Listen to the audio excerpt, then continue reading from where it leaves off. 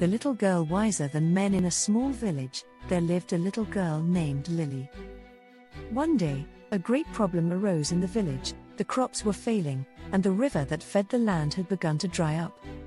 The villagers, including the wise men and the elder leaders, gathered to discuss the issue. They could not figure out why the river had stopped flowing, and despite their knowledge, they were at a loss.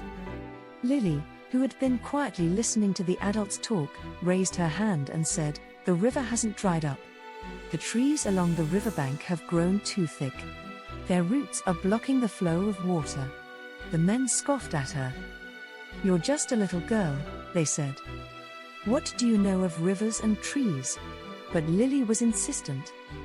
She had often walked along the river with her father and had noticed how the trees' roots had spread far into the water.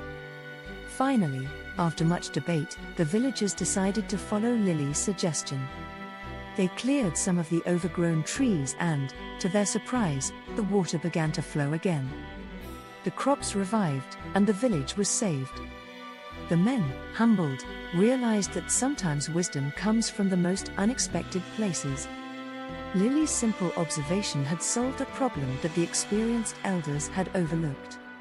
From that day on, the villagers learned to value the insights of even the youngest among them, understanding that wisdom is not always bound by age or gender.